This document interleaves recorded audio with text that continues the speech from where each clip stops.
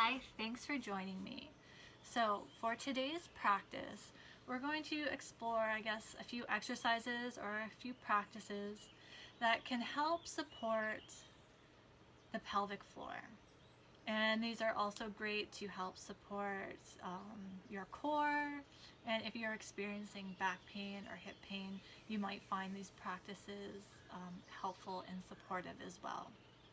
So as we move through them, I invite you to practice with as much ease and as much effortlessness as possible.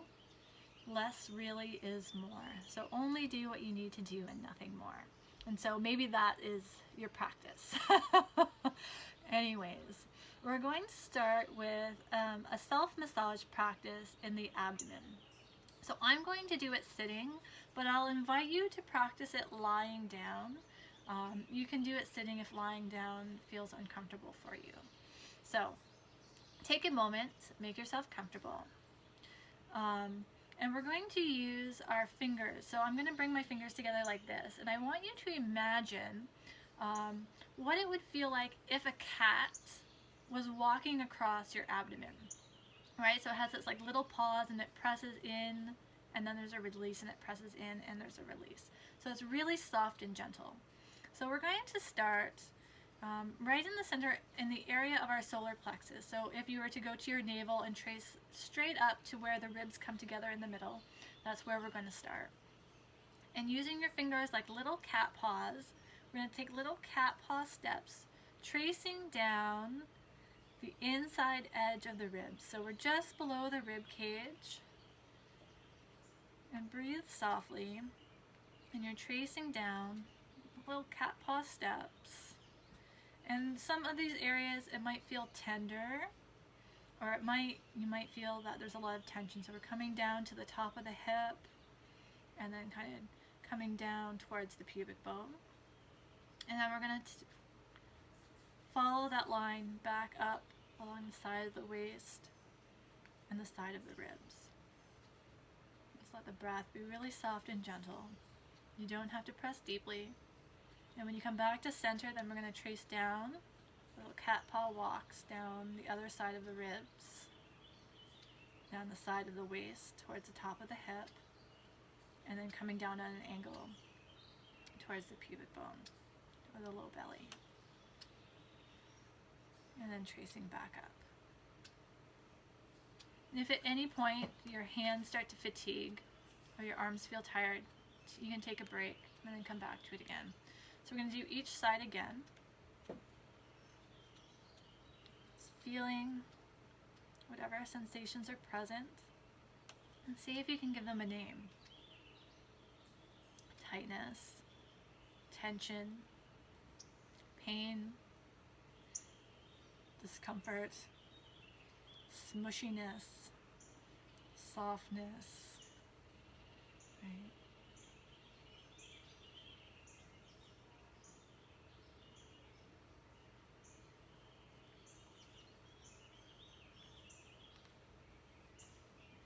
And then after you've done the second round, we'll meet where we started at the beginning, where the ribs come together. And then we're going to cat paw the hands straight down towards the top of the navel. And then when you just at the top of the navel, or the belly button, then we're going to do a little cat paw around the outside of it. So going in a circle. And then when you get back to the top, going the other direction.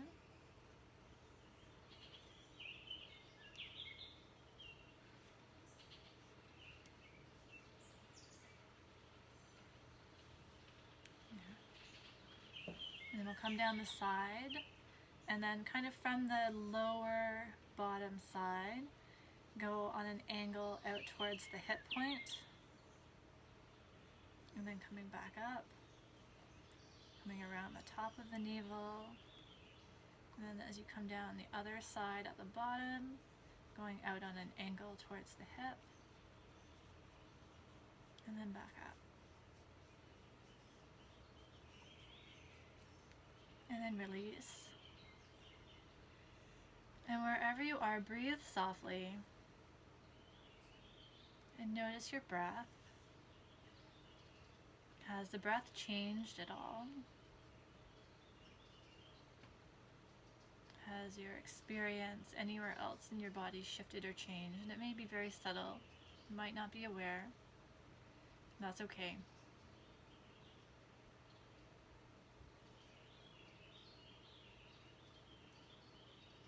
Okay. So I'm not going to go too much more into that. I'm going to leave that for you to explore and play with. Next, we're going to stay on our back. And we're going to move into what I call a knee drop.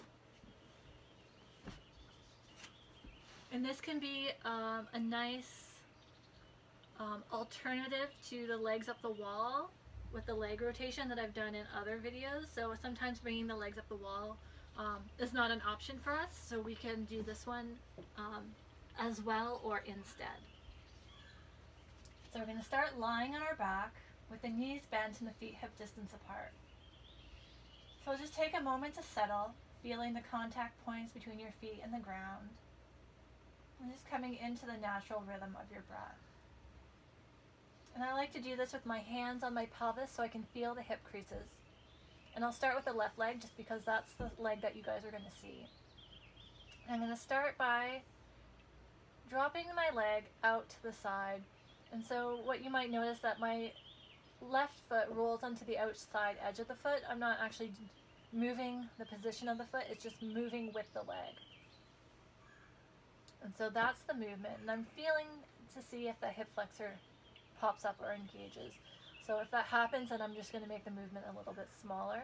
So it ought not to because we're doing a rotation here. And I'm also noticing what's happening with my pelvis.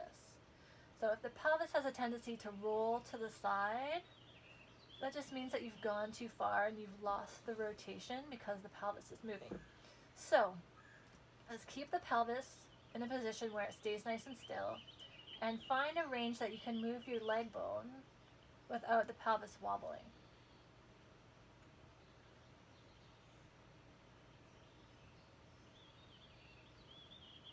And then you might also notice what's happening with your other leg. Is there a tendency to kind of counterbalance with the leg that's not moving? And if that's the case, just go a little bit smaller with your leg that's moving. So the idea is we're isolating this leg bone moving in the hip socket, and everything else stays nice and quiet, breathing with ease. And we can do maybe 10 of those. And then when you're ready, we'll do the other side. So let me just change the angle. This might be helpful for you guys to see it this way. I'm going to do the right leg this time. So the right leg's coming out to the side and back to center.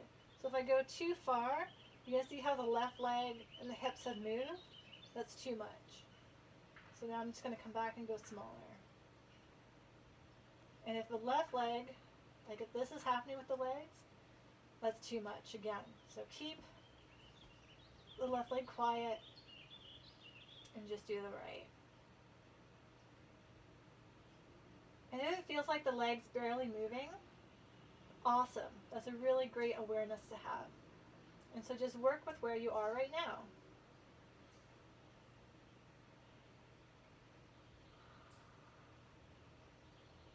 And then do 5 to 10 of those. And if you want, you can switch back to the first side and explore that again. It might feel different. The experience might be different the second time around. So I'm just going to give you a second to do a couple more on each side.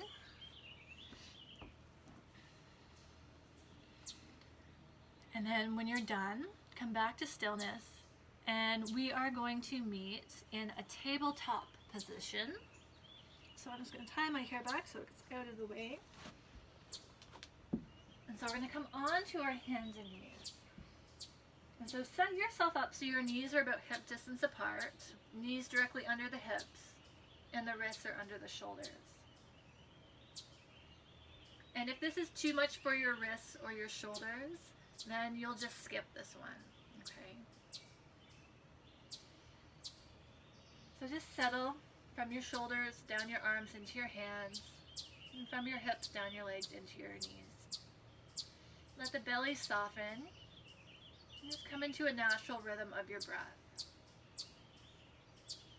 And so we're going to move through some cat-cow tilts. But we're going to do it maybe a little bit different from how you've done it in the past. So because we're focusing on pelvic floor, I want us to be able to initiate the movement through our pelvis. So our leg bones are fixed. So it's this idea that the pelvis is moving on the leg bones. So let me grab this guy for a second here. So we're in a tabletop. So let me get a little bit closer here. So here's our pelvis. You're in a tabletop, sacrum, tailbone, sitting bones, hip points. And then our legs, right, are coming down right here. And so we want to find this movement of the pelvis around the leg bones, right? The tilting and the tucking. So let's come back to our tabletop. Here's the pelvis. And we want the pelvis to do this motion around the legs. Tuck, tilt, and tuck. Tilt and tuck. So let's think about it this way. We're going to do this movement. So think of your hip points as moving towards the floor and your tailbone is lifting. I'm not doing anything through my arms or my upper back yet, just the pelvis. And then to reverse, think of your tailbone is moving towards the floor and the pubic bone is moving up towards the belly button. Lifting the tailbone and then dropping the tailbone towards the floor. So we're just going to start by moving that pelvis around the leg bones. And so this just might be your practice today, just finding that movement. And notice if you have a tendency, are you moving through the ribs? Is this happening, right? You can see me moving through the middle of my body, but not a lot of movement happening down here. So can you discern between those 2 points of your body, the difference between the pelvis and the rib cage, right? So we want the movement to come here. And if you need to, lift one hand and feel how your pelvis is moving. Okay, so once you get that, then we can move into the full cat-cow, but initiate at the pelvis. So we're going to tilt the pelvis forward, tailbone lifts, and then move up segment by segment along the spine. So we're going through the low back, sinking down, the mid back sinking down, the upper back sinking down, and then looking forward. And then to reverse, we're going to start at the pelvis. So the tailbone starts to draw down. And then we're going to go segment by segment up the spine. And then the head comes last. And so as you explore this, just breathe naturally. If the breath might naturally flow in one way or another, but you don't need to link movement and breath. And it might feel like certain parts of the spine, it doesn't go segment by segment. It might feel like it's going chunk by chunk. And that just gives us more information about where there is tightness or limitation in the movement.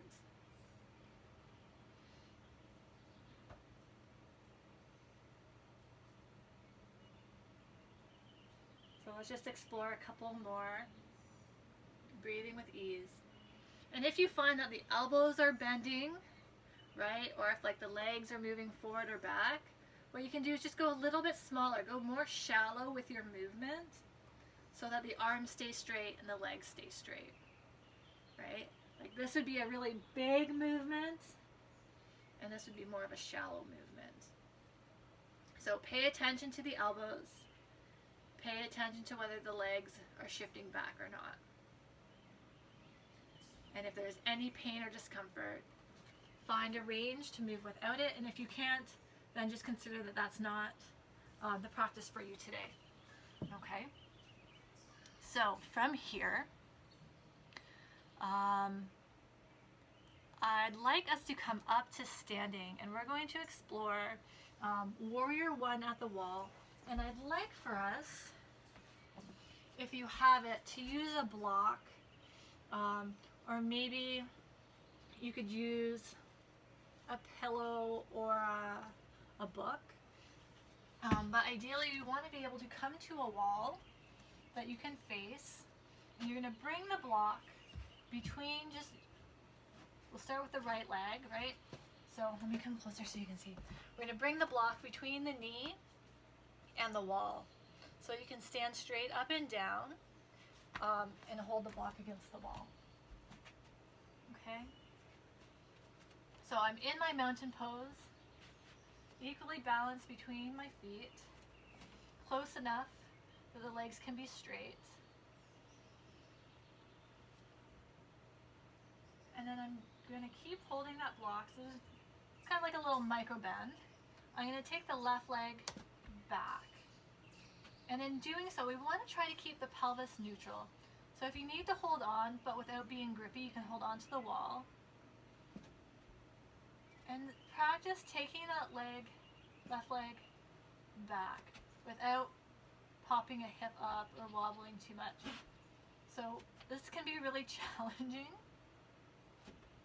So just be really gentle with yourself and try it a few times. Notice what you feel.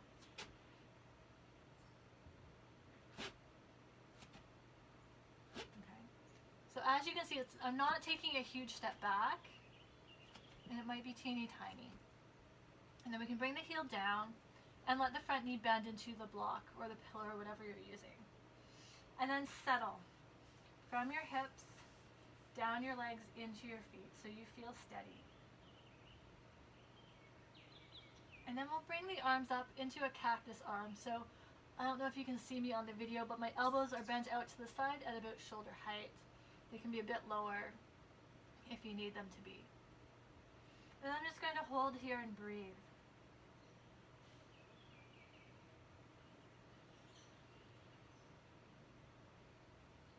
If it's in your practice to twist, you can explore rotating the rib cage to the right, keeping the elbows in line with the shoulders. And the legs and the hips ought not move, so they're fixed. And the ribs move. Okay.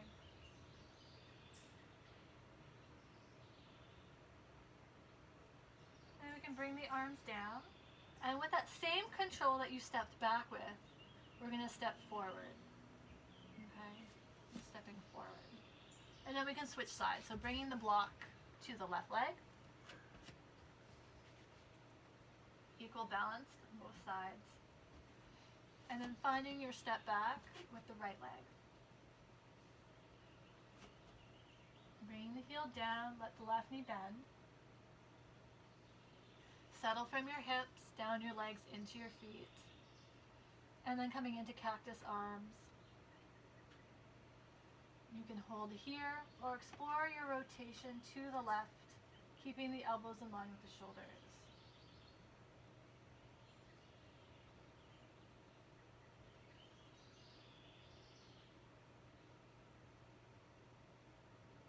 Breathing softly and gently wherever you are.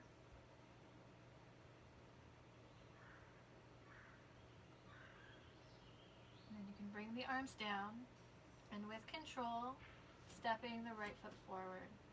So I'm going to invite you to practice each side again. Because oftentimes when we do something a second time, we learn a little bit more about our movements, or it might become a little bit easier because we've established a new pattern. Okay? And you might see, like, what happens if you take a big step back? How does the pelvis respond now? Are you like hinging forward? Did you have to do a big hip hike? Is there strain somewhere in your system? Right? And then compare. If I do a small step, do I feel steadier? Do I feel more stable? Is there less pain? Am I more aware of how my pelvis moves less? Or maybe it moves more, right? So just explore. How do the different parts of the body move in comparison to the pelvis, or in comparison to the legs, or in comparison to the ribs?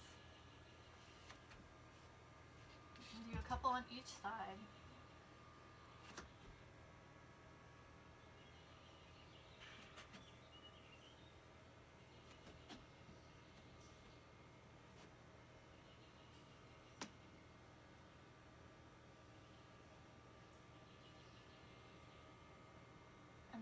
thing with inviting more ease and effortlessness is to move slowly and recognize it doesn't have to be a big movement. Big movements do not equal more or bigger progress. So finish up on the side that you're on, and then we're going to move into one more pose, which is going to be tree pose, which is a balancing pose. So in standing, feeling into the 3 points of the feet, and we're going to start with the right leg rotating out to the side. So you want to turn the thigh out only as far as the pelvis doesn't move. Okay, so try that a couple times. So we're going to rotate it out and then bring the foot down. Now bend your knee so you're on the ball of the foot and slide your heel to ankle. So this may be your mountain pose here. If you feel really steady, maybe you slide your foot onto the inside of your shin. So you can notice, watch my pelvis, watch my hips right here. You can kind of see the line of my shirt comes across where my hip points are.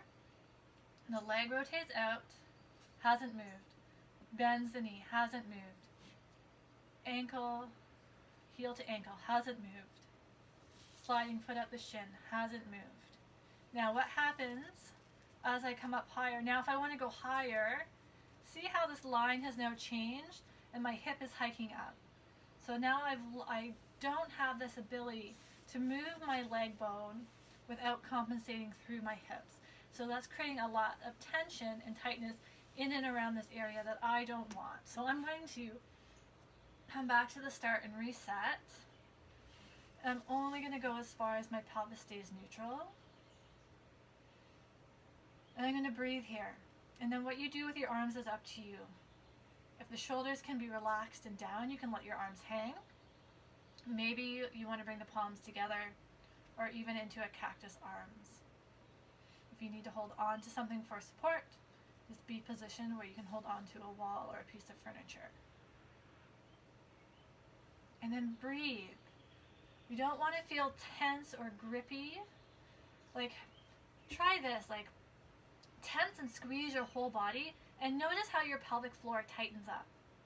And then let that relax and notice how the pelvic floor softens.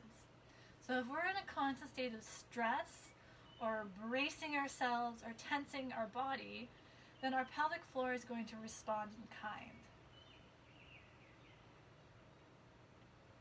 So in a way, we're not going after the pelvic floor directly, but in the act of focusing on different parts of our body, and in this case, the sense of relaxation throughout our whole body, it also impacts the pelvic floor, right?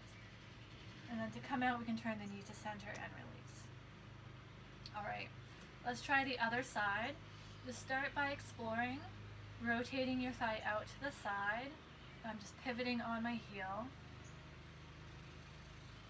Bend the knee, slide the heel to ankle. So maybe this is where you stay. Maybe you come up a little bit further. Be in a place where you can balance with ease and breathe with ease. So note, how do I know if I'm in ease or not? Are you holding your breath? Is the breath strained? Is there extraneous tension up top? And if there is, then I would start again or just back up a step. Right? And then taking the arm position of your choice. So with the arms up, that's more load on the system, so check in with your breath. Can you hold the arms up without tensing or bracing? Right? So you choose where you are.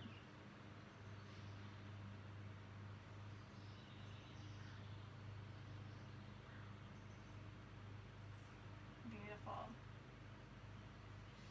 All right. And then come back to standing and notice how you feel. All right. So my phone is telling me that it's running out of batteries, so I've got to cut this practice short, but I think I was able to share a few practices that you can explore and invite as much ease and effortlessness into your practice as you can, and notice how that transforms your experience for the rest of the day. All right, if you have any questions, feel free to reach out to me. Thanks for joining me. Happy exploring.